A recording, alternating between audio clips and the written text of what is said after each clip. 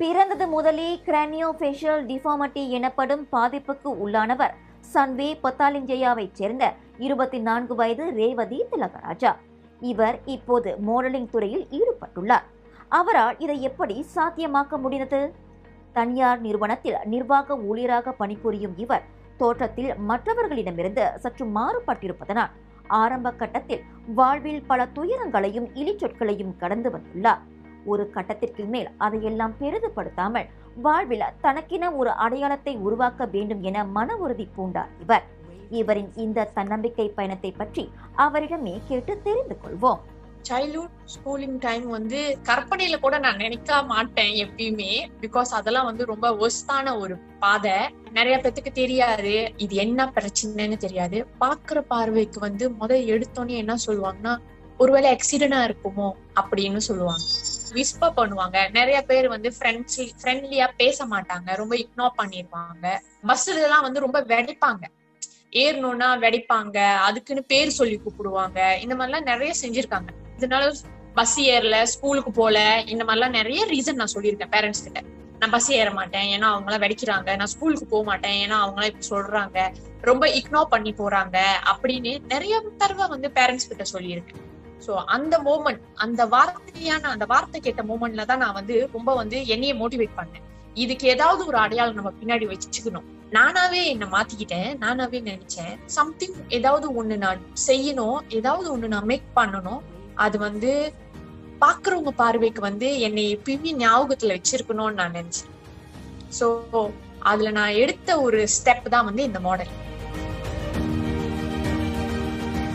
2016ஆம் ஆண்டு தொடங்கிய ரேவதியின் இந்த மாடலிங் பயணம் ஸ்னேரா production, Harry studio, Apsara studio, மைஃபை மாடல் என பல நிறுவனங்களில் மாடல் ஆகும் வாய்ப்பை ஈட்டி தந்துள்ளதோடு அண்மையில் பிளஷ் பியாண்ட் பியூட்டி எனும் நிறுவனத்தின் தயாரிப்பில் வெளிவந்துள்ள இவரின் மாடலிங் காணொளிகள் நல்ல வரவேற்பையும் பெற்றுள்ளது. மாடலிங் துறையில் வளர்ந்து வரும் ரேவதி 2016ஆம் ஆண்டில் தான் கலந்து கொண்ட முதல் அழகி போட்டியான மிஸ் சாரி மலேசியா 2016இன் வெற்றியாளர் என்பதும் குறிப்பிடத்தக்கது. எல்லாரும் ஏத்துக்குவாங்களா என்னன்னு எனக்கு தெரியல, ஆனா நான் இதை ஏத்துக்கிட்டேன். பிகாஸ் இது ஒரு காட்டோட கிஃப்ட்னு சொல்லலாம். நிறைய பேர் வெடைச்சிருக்காங்க, முன்னாடி இல்ல பின்னாடி நிறைய பேர் வெடைச்சிருக்காங்க. பட் தென் அதெல்லாம் ஜஸ்ட் இந்த காதுல எடுத்து இந்த காதுல வச்சுட்டு நடந்து போயிடுறது. எதையும் ஹார்ட்டுக்கு கொண்டுட்டு போறது இல்லை. எதா இருந்தாலும் எல்லாத்துலயும் ஸ்ட்ராங்கா போல்டா நடந்துரு. என்னோட போல்ட்னஸ், என்னோட ஸ்ட்ராங் தான் என்னை இந்த லெவலுக்கு கொண்டு வந்துச்சு. மாடல் ஸ்டெப் நான் அதனாலதான் எடுத்தேன். பிகாஸ் நிறைய பேர் இந்த மாதிரி இருப்பாங்க, ஆனா அவங்க ரொம்ப வெரி லெஸ். ஒருத்தவங்க வெளிய இவ்வளவு தூரம் ஒரு ஜேர்னியில நடக்கிறது ரொம்ப குறைவு. வெளியே நடமாடுவாங்களான்னு கூட தெரியல. நிறைய பேர் ரொம்ப ஷையா ஃபீல் பண்ணுவாங்க. ரொம்ப அவங்களாவே அவங்கள அவாய்ட் பண்ணிக்குவாங்க, இக்னோர் பண்ணிக்குவாங்க, ரொம்ப லோன்லினஸா இருப்பாங்க. ஆனா நான் அப்படி கிடையவே கிடையாது.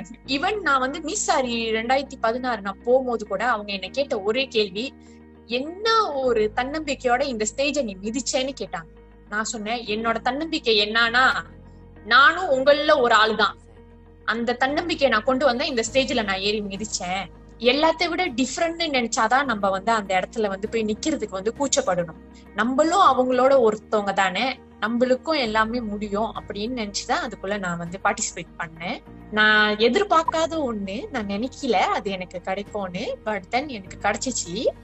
சோ அந்த இடத்துல நான் யோசிச்சேன், எதுவும் முடியாதுன்னு இல்லை, எல்லாமே முடியும்னு நினைச்சு ஒரு விஷயத்துல நம்ம இறங்கணும்னா அதுல கண்டிப்பா சக்சஸ் இருக்கு.